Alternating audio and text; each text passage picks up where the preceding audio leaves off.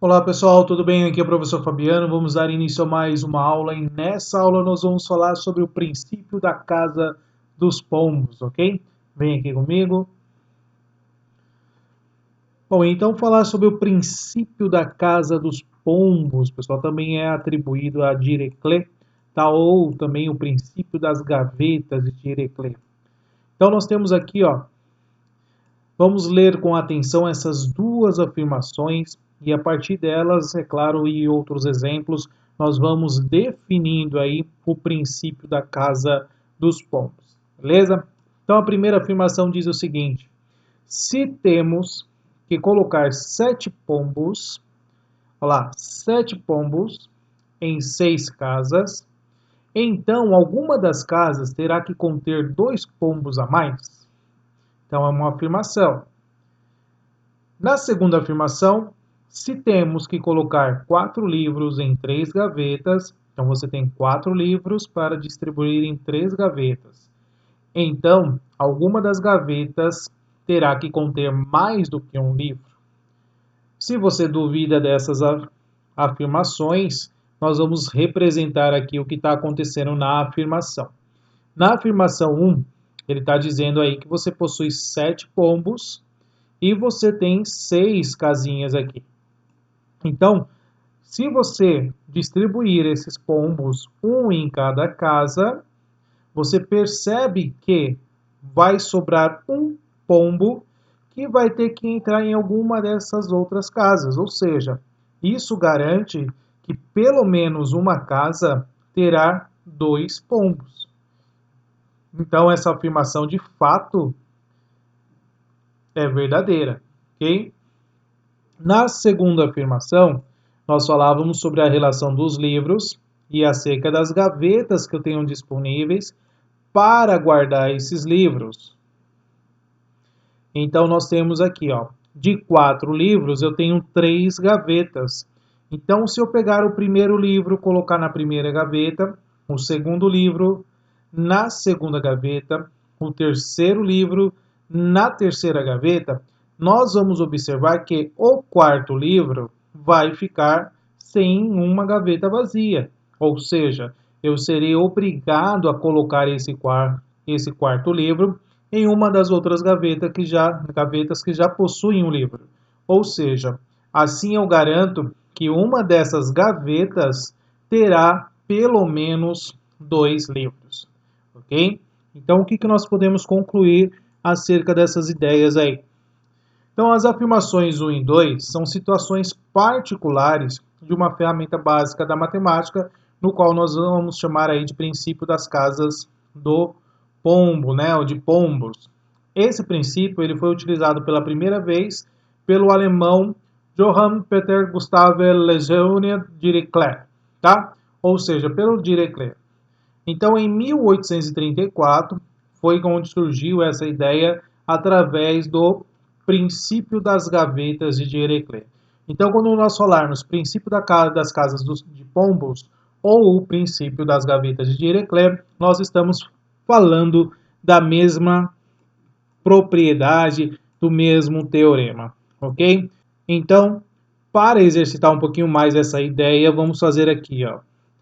Você tem 6 pombos e nós vamos colocar esses pombos em 5 casas diferentes, tá? Então observe assim, ó. Vamos pensar que você tem aí 5 casinhas. Então você tem 1, 2, 3, 4, 5 casinhas. Você vai distribuir esses pombos, tá? Bom, como você tem 6 pombos, você, é claro, você vai distribuir entre essas 5 casas. Você poderia colocar 6, nenhum, nenhum, nenhum, nenhum. O total aqui continua sendo 6 pombos. Bom, mas professor, está sobrando as casinhas. Eu poderia distribuir esses pombos nas outras casas. Claro que poderia. Você poderia colocar um pombo na primeira casa, 2 pombos na segunda casa, 3 pombos na terceira casa, e você poderia deixar nenhuma nas outras casas. Então você percebe aqui, ó, somando você vai ter 6 pombos. Então assim, existe diversas maneiras de você distribuir esses 6 pombos, tá? Mas, é claro, vamos garantir assim que você queira deixar esses pombos um pouco mais acomodados. Então, se você tem 6 pombos e 5 casas, vamos distribuir cada pombo, ó lá, em uma casa. Então, você percebe, ó, que em cada casinha aqui você tem um pombo. Agora, o que que acontece? Você tem 5 pombos ocupando 5 casas, mas sobrou um. Ou seja, você vai ter que alocar esse pombo em uma outra casinha, ok? Ou seja, isso te garante que em uma dessas casinhas, uma delas, pelo menos, terá aí 2 pombos, ok? Então você pode garantir que você vai ter uma casinha dessas com pelo menos 2 pombos, beleza? Generalizando então essa ideia, resumindo esse pensamento, a gente pode pensar da seguinte maneira aqui, né? Fazendo essa escrita matemática, né? Então nós temos assim, ó, se há um número natural n de casas, nesse exemplo nós tínhamos quantas casinhas? Tínhamos 5 casas, onde n é maior ou igual a 1, onde devam ser alocados n mais 1 pombos, né? Então, no caso, nós tínhamos 6 pombos, então nós temos n mais 1, que é o 5 mais 1. Certamente, pelo menos, olha lá, pelo menos uma das casas terá no mínimo 2 pontos, ou pelo menos 2 pontos, ok? Então, essa é a definiçãozinha que a gente tem acerca deste exemplo acerca dos pombos, tá? Bom, vamos fazer mais um aqui, usando o mesmo princípio, a mesma ideia, só que nós aumentamos aqui a quantidade de pombos. Então você continua tendo aqui, ó, 5 casinhas e você vai distribuir agora 11 pombos. Então você pode fazer diversas maneiras essa distribuição. Como eu falei no exercício anterior, você poderia colocar 11 pombos aqui e nenhum em outras casas. Você poderia distribuir 2, 4, né? 3 aqui mais 3 são 7, mais 3 aqui 10, mais um aqui 11. Então você percebe que somando, você tem aí 11 pombos alocados em 5 casinhas. Beleza? Mas o que que eu posso garantir para a situação que eu tenho aqui, ó, 11 pombos em 5 casinhas, beleza? Então, olha lá, vamos fazer assim então. Eu vou distribuir de uma forma que fique os pombos de uma forma confortável, digamos assim, né? Mas na verdade é você fazer uma distribuição mais homogênea possível. Então nós vamos fazer assim, ó, vou colocar um pombo aqui, mais um aqui, mais um aqui, um aqui, um aqui. Bom, então nós temos quantos aqui? 5. Então eu posso alocar mais um em cada. Então vou colocar mais um aqui, mais um aqui, mais um aqui, mais um aqui, mais um aqui. Ou seja, nós temos aqui, ó, 10 pombos alocados aqui em cada casinha, né, nessas casas. Então aqui eu já garanti 2 pombos em cada casa. Só que falta mais um pombinho, beleza? Então eu vou ter que acrescentar mais um em uma dessas casas. Ou seja, com essa situação que nós temos aqui, ó, eu posso garantir que pelo menos uma dessas casas aqui terá no mínimo 3 pombos. Agora vamos generalizar essa ideia também, ó. Você tem N casas, beleza? Olha lá, a ideia que nós tínhamos lá no exercício anterior. Nós temos N casas e nós tínhamos aquela ideia do N mais 1. Só que o que acontece aqui? Existe uma constante aqui que está sendo multiplicada pelo N. Então, se eu pegar aqui, por exemplo, no nosso caso aqui, se eu pegar aqui no lugar do K e colocar o 2 vezes o 5 mais 1, nós temos que isso aqui vai ser igual a 11.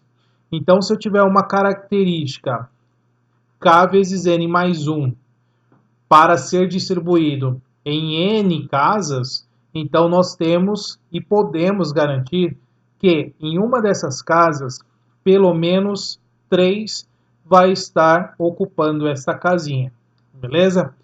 Então, generalizando essa ideia, nós temos exatamente o que eu acabei de falar para vocês. Se um número natural n de casas, onde n é maior ou igual a 1, onde devem ser alocados, olha lá, kn mais 1 pombos, onde k pertence aos naturais não nulos, certamente, pelo menos, uma casa terá no mínimo k mais 1 pombos. Olha lá, terá no mínimo k mais 1. Então, voltando aqui na nossa ideia desse exercício, ó, terá k mais 1. Quem é o nosso k aqui?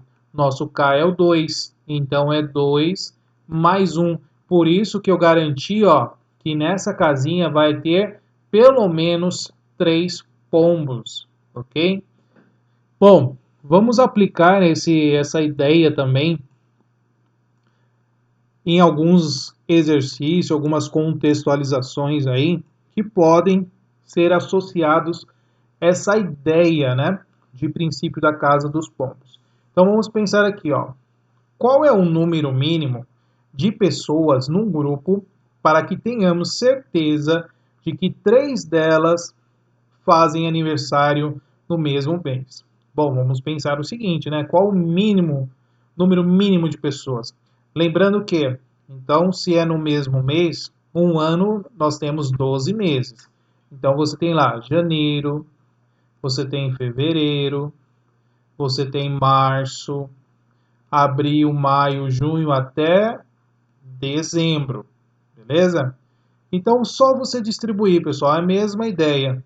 Então, nós vamos colocar aqui, ó, uma pessoa em janeiro, uma em fevereiro, março, abril, maio, junho até dezembro. Ou seja, aqui nós alocamos 12 pessoas. Aí eu vou distribuir mais uma pessoa em cada mês, ó lá. Mais uma pessoa em cada mês. Então, aqui eu tenho mais 12 pessoas. Então, para garantir 3 delas, pessoal, o que tem que acontecer? Eu tenho aqui, ó, 24 pessoas. Eu preciso de mais uma pessoa para garantir 3 fazendo no mesmo mês. Pode ser 3 em janeiro, 3 em fevereiro, 3 em março, não importa. Mas, ou seja, eu tenho 12 na primeira alocação, mais 12 na segunda. Tá, aqui eu consigo garantir 2 pessoas, mas ele quer 3, de novo. Então eu tenho que acrescentar mais uma para garantir que 3 delas vão fazer aniversário no mesmo mês. Ou seja, eu vou precisar de 25 pessoas para garantir que 3 delas fazem aniversário no mesmo mês, tá? Isso no mínimo, ok? Se você tiver mais pessoas, é claro que você vai conseguir garantir aí essas 3 pessoas também. No mínimo, vão ser 25 pessoas. Beleza? Antes disso, né, pessoal, gostaria de fazer uma observação também aqui para vocês, que a maneira com que nós justificamos aí o princípio das casas dos pombos nos dá um pouquinho de detalhe, uma estratégia que a gente pode estar utilizando. Então, isso aqui é uma sugestão para vocês quando vocês tiverem situações que você vai conseguir perceber que é um princípio das casas dos pombos, tá? Então, você tem 3 passos aqui a estar seguindo e, de fato, você conseguir resolver aí mais fácil esse exercício. Então, por exemplo, aqui, ó, o primeiro passo é você identificar quais são as casas e quais são os pombos, ok? Depois, distribuir os pombos nas casas e, por fim, determinar qual é a relação que existe entre ambos, entre as casas, né, e os pombos. Então, são 3 passinhos aqui importantes que você pode utilizar aí para resolver exercícios que estejam utilizando o princípio da casa dos pombos, tá? Vamos lá, nesse exemplo aqui, pessoal, eu acredito que vocês vão matar logo de cara como resolver, tá? Mas eu vou explicar aqui utilizando aquele passo a passo que a gente definiu anteriormente. Então você tem aqui, ó, uma caixa contém 3 tipos de bolas, tá? Azul, verde e amarelo. Qual o número mínimo de bolas que devemos retirar da caixa para garantirmos que temos 2 bolas da mesma cor?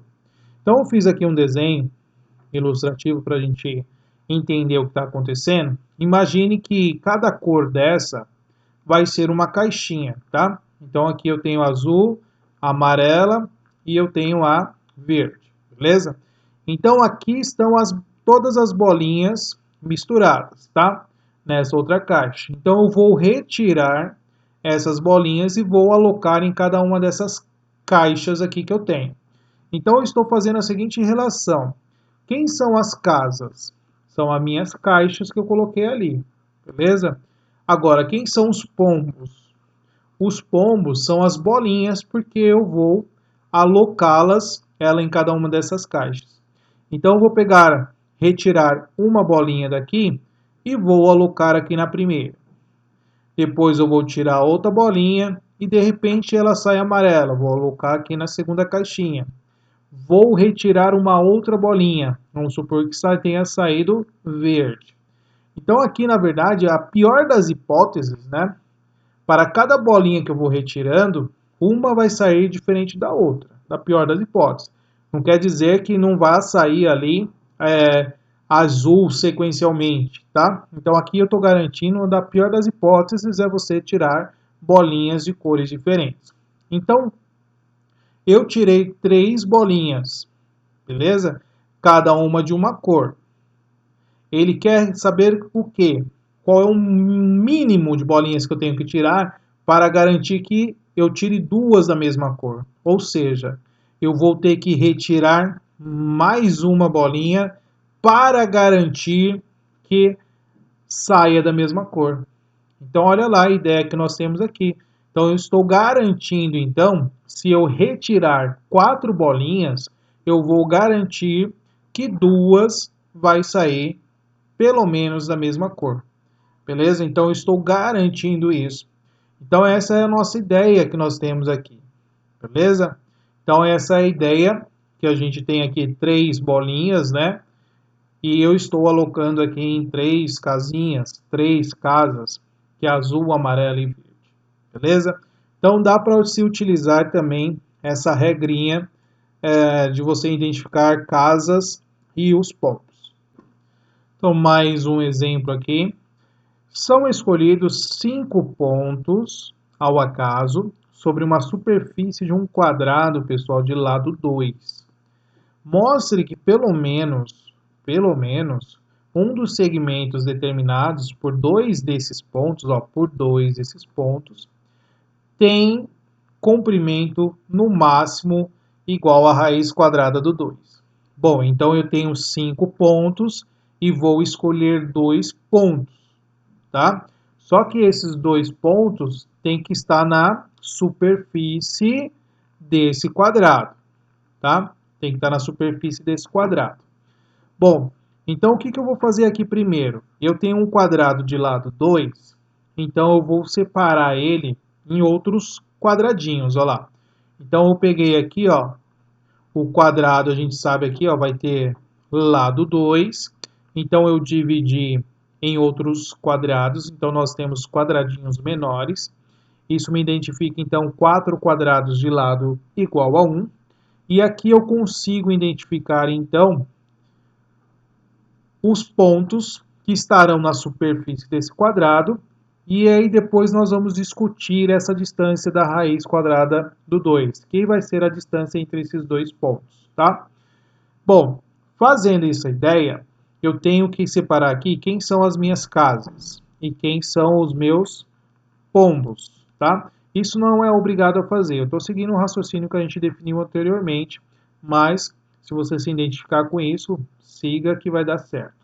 Então, as casas para nós aqui, eu vou considerar que são os meus quadradinhos ali, ó, menores, tá? Então, os quadrados menores são aí as minhas casas. E os pombos são os pontos que eu vou estar distribuindo, beleza? Então, qual é a relação que existe aqui entre os quadrados menores e os pontos? Eu devo associar, então, cada ponto ao quadrado que ele pertence, tá?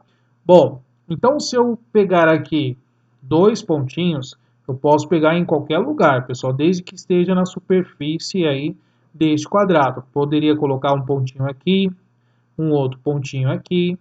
e aí ele vai determinar um segmento, tá? Tem um segmento aqui, poderia pegar um pontinho aqui, um pontinho aqui.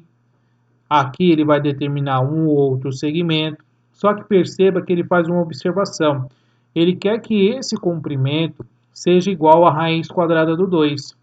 Para ter esse comprimento, pessoal, da raiz quadrada do 2, a gente vai lembrar de um quadrado de lado 1, onde você vai traçar a diagonal, formando aqui, ó, triângulos retângulos. Então, a gente sabe que entre o lado e a diagonal do quadrado, a diagonal é maior do que o lado do quadrado, porque basta você aplicar aqui o Pitágoras. Então, aplicando o Pitágoras aqui, você sabe que você vai ter a diagonal ao quadrado igual a 1 quadrado mais 1 ao quadrado.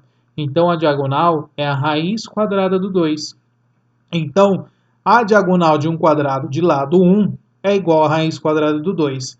Então, para satisfazer essa condição que ele está dizendo, eu preciso que esse ponto esteja exatamente no vértice desse quadrado, e aí sim eu vou traçar a diagonal desse quadrado.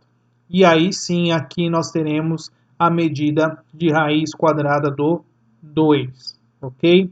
Então, olha lá. Eu coloquei aqui o desenho para que vocês possam entender um pouquinho melhor. Então, nós temos aqui que um quadrado de lado 1, a sua diagonal vai ser igual à raiz quadrada do 2. Então, o que eu posso garantir aqui? Que pelo princípio da casa dos pombos, a superfície de um dos quadrados contém pelo menos 2 dos 5 pontos dados. Então, eu tenho 5 pontos.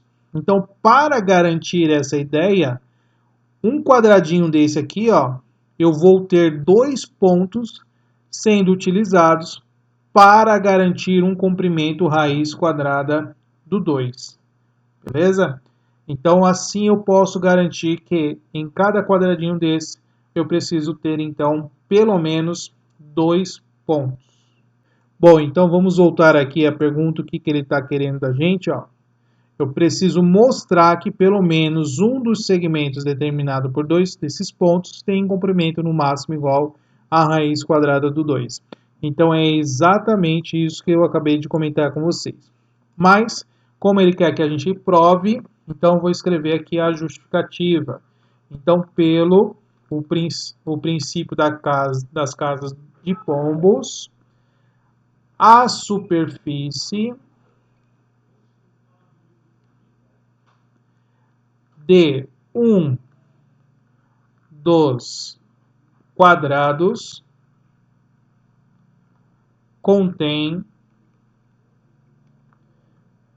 pelo menos 2 dos 5 pontos dados. Ok? Então, para eu garantir essa situação, para eu garantir esse comprimento, eu tenho que, pelo princípio da casa dos pombos, eu tenho ali que 2 pontos dos 5 eu posso distribuir aí acerca desses 4 quadradinhos que nós temos, que certamente eu posso garantir que 2 estarão sobre a superfície de um desses quadrados. Beleza? Vamos lá, pessoal. Este exercício resolvido mostra que entre 5 inteiros distintos, não necessariamente consecutivos, existem 2 que deixam o mesmo resto quando divididos por 4. Vamos lá, divididos por 4. Por exemplo, eu vou pegar aqui o 5. 5 dividido por 4, pessoal, isso aqui vai dar 1. 1 vezes 4, 4. Eu tenho aqui o resto igual a 1. Beleza? Se eu pegar o 8, bom, 8 dividido pelo 4 vai dar 2. 2 vezes 4, 8. Então, 8 menos 8, 0. Então, nós temos resto 1, resto 0. Se você pegar, por exemplo, o 17 dividido por 4, nós temos aqui que vai ser 4 menos o 16, o resto é 1. Ok? E assim por diante. Então, você percebe aqui que eu estou pegando valores inteiros que não são consecutivos, mas você percebe que já está dando o resto 0, o resto 1, mas qualquer número dividido por 4, eles vão dar os restos 0, 1, 2, 3 e só. Por quê? Se for dar resto 4, você vai dividir por 4 e aí você vai ter um resto 0, né? Então, os restos obtidos por uma divisão por 4 sempre vai ser 0, 1, 2 e 3. Ou seja, você tem 4 restos. Ou seja, você tem 4 casas. E quantos inteiros você vai pegar? Ou seja, quantos pombos você tem? Você tem 5 pombos e você vai distribuir para 4 casas. Então, os restos que nós temos aqui, ó, é como se fossem as nossas casas. Então, nós temos 5 pombos para 4 casas. Então, eu posso garantir que pelo menos 2 inteiros distintos vão ter pelo menos aí o mesmo resto.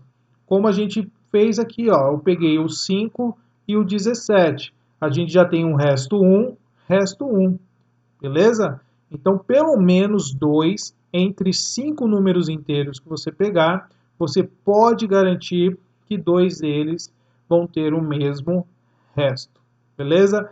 Por quê? Porque uma divisão por número 4 só deixa resto 0, 1, 2 ou 3. Então, só para justificar aqui, né? Se você for seguir aquela ideia das casas, então quem são as suas casas? São os restos. Os restos 0, 1, 2 e 3. Quem são os seus pombos? São 5 números inteiros que você tem, tá? Então, são 5 números inteiros que você vai estar utilizando. Então, você tem aquela ideia. Você tem N casas e você tem N mais 1 para distribuir. Ok? Então, vamos lá, pessoal, nesse exercício. Mostre que dentre todos os subconjuntos de A, aí temos elementos de A, pelo menos 2 têm elementos com a mesma soma. Ok?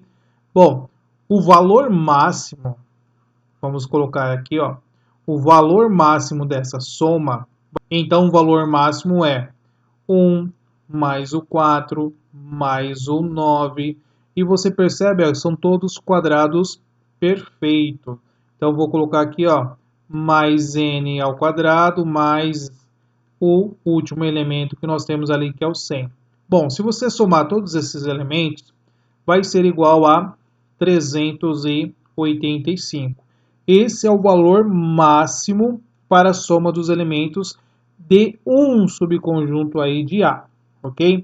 Então eu quero saber aqui qual é o número de possibilidades que podem variar essas somas, tá? Essas somas, elas podem variar de 0 a 385, ou seja, o mínimo e o máximo. Então, quantos subconjuntos eu vou ter com essa devida soma? Basta você fazer final menos inicial mais 1. 385 menos o 0 mais 1. Então, você vai ter aqui, ó, 386 subconjuntos que terão diversas somas entre 0 e 385, porque é o valor máximo que vai ter, ok? Agora eu tenho que verificar quantos subconjuntos eu posso formar com o conjunto A. Para isso, nós vamos lembrar da aula de conjuntos. Para saber o total de subconjuntos, basta você fazer uma potência de base 2 elevada a n, onde n é o número de elementos desse conjunto.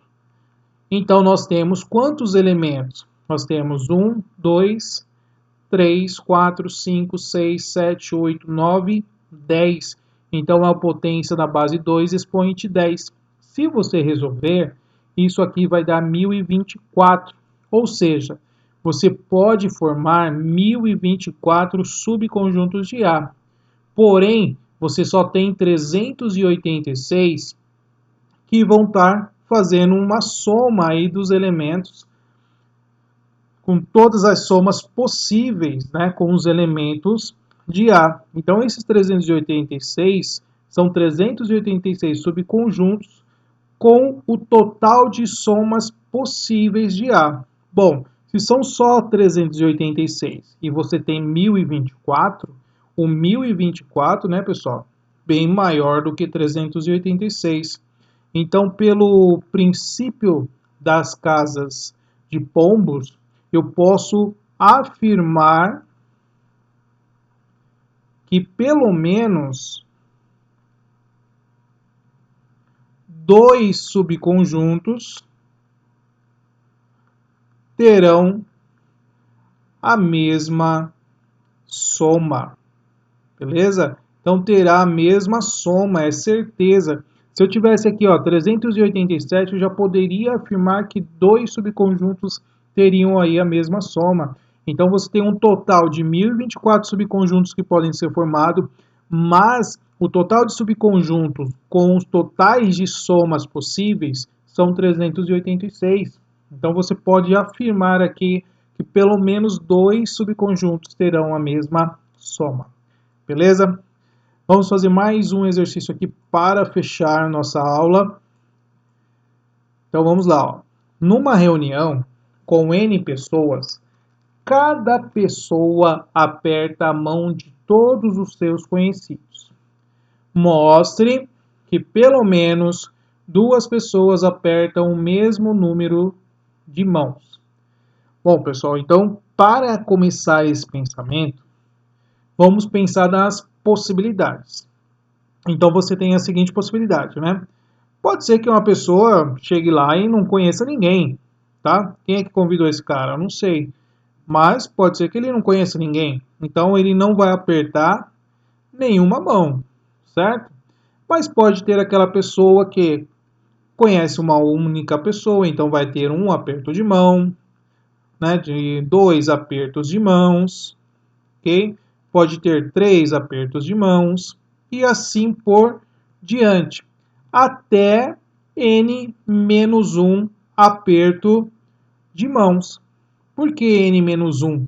Porque se n é o total de pessoas, esse cara que é n menos 1, ele conhece todo mundo, só que ele não vai apertar a própria mão, né, pessoal? Só um maluco vai lá e aperta a própria mão e fala, oi, tudo bem com você? Então não é isso que acontece, né? Então, esse n menos 1 significa que é o cara que conhece todo mundo. Então ele apertou as mãos aí de n pessoas menos a dele, porque ele está inserido na quantidade de n pessoas. Então eu tenho que retirar ele aqui.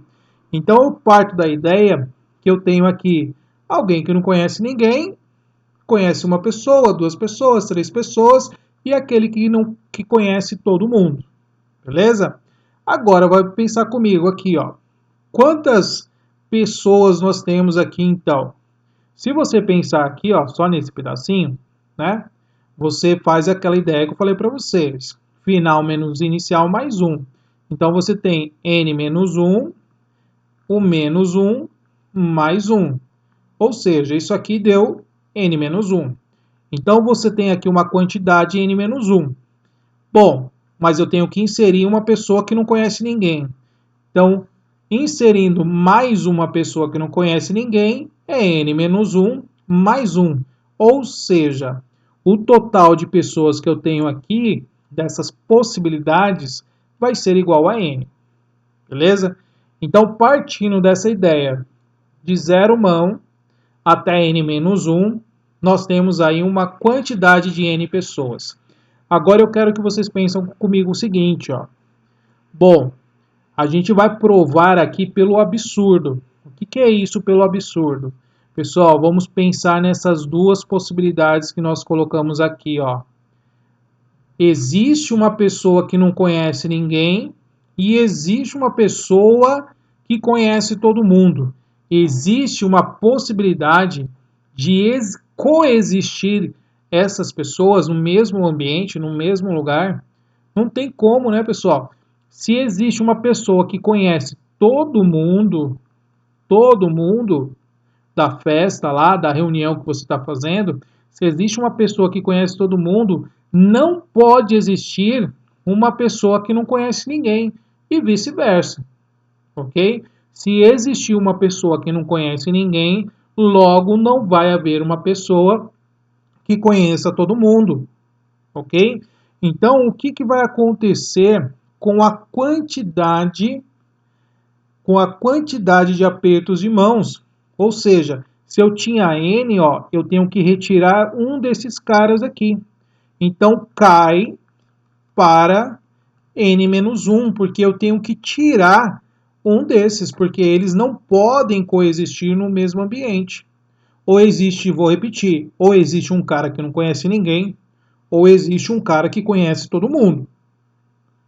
Então, se eu tenho N pessoas, eu tenho que retirar uma delas. Então, cai para N-1. Beleza? Então, por absurdo, nessa relação, se eu supor, né, que existem essas duas pessoas no mesmo ambiente, a gente cai no absurdo que isso não pode existir. Tá bom? Então, a quantidade de apertos que nós vamos ter, então, na verdade, vai ser N-1. Logo, temos, olha lá no exercício, ele fala que você tem N pessoas. Bom, N pessoas para N-1. O N é maior do que N-1. Se N é maior que N-1, temos, pelo princípio das casas de pombos, pelo menos duas pessoas terá o mesmo número de apertos de mão.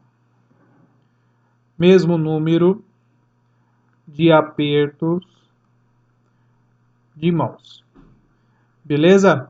Então aqui a gente está provando essa ideia, demonstrando essa ideia. Então a gente tem que fazer essa escrita.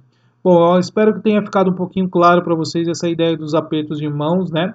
Então é só pensar nessa ideia dessas duas pessoas que não podem existir no mesmo ambiente. Ou uma pessoa conhece todo mundo ou uma pessoa não conhece ninguém. Então a gente reduz a quantidade de apertos de mãos que nós vamos ter aí disponíveis, ok? Então cai aí para N-1. Como eu tenho N pessoas e N pessoas é maior do que N-1, então eu posso garantir que pelo princípio da casa dos pombos vai ter aí duas pessoas que vai apertar o mesmo número de mãos. Beleza? Bom, pessoal, essa aula fica por aqui. Espero que você tenha gostado. Até a próxima. Tchau, tchau.